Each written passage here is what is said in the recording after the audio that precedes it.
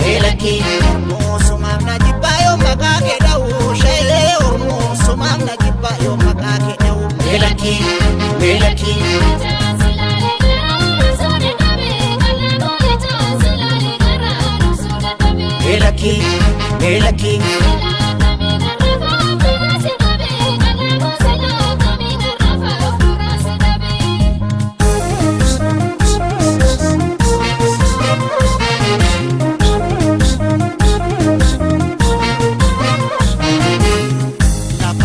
Fajasi garbu bineensa nyaachisini atillee silaa kiyyummaa nattin ta'insi sinni qaama koo funneen alittaa akka gubaa ibiddaa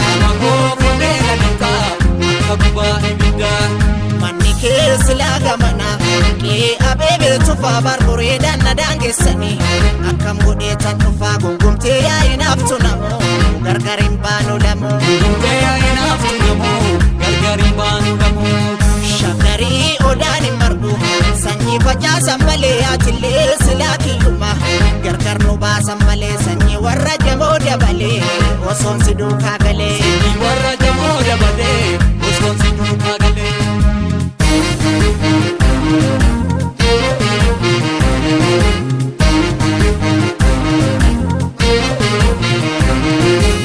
Robe nyaame kakaraan tootoo maa fagaata kallootoo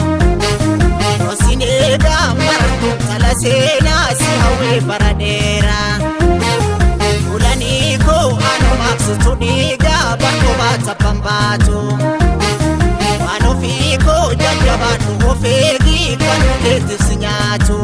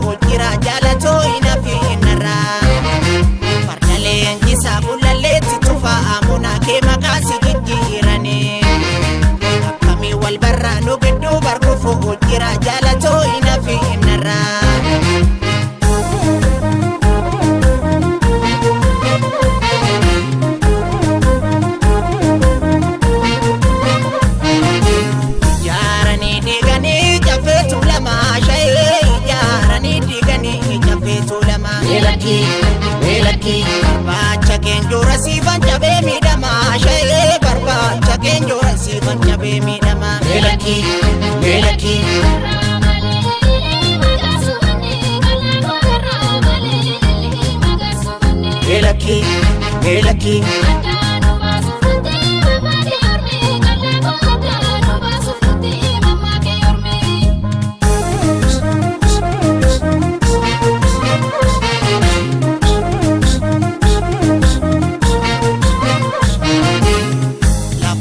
Fajasi garbu bineensa nyaachisini atillee silaa kiyyummaa nattin ta'insi sinni qaama koo funneen alittaa akka gubaa ibiddaa manni kee silaa gamana qee abeebee tufaa barbareedaan na daangeessanii akkam godheetan dhufaa gungumtee yaa'inaaf tunamoo gargar hin baanu lamoo Shakari odani margu sanyi facaasa malee atillee silaa kiyyummaa gargar nu baasa malee sanyi warra jamoo dabalee osoon si duukaa galee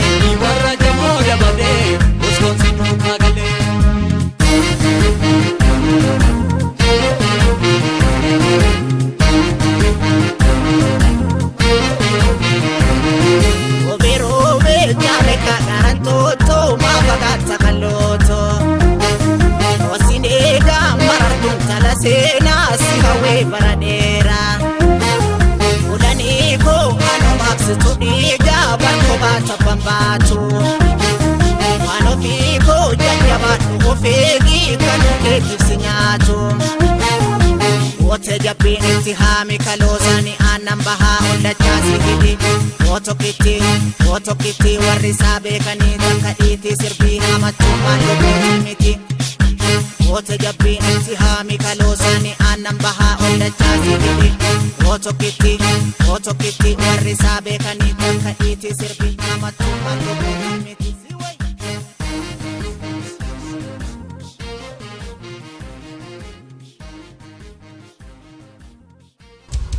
Aya Studio.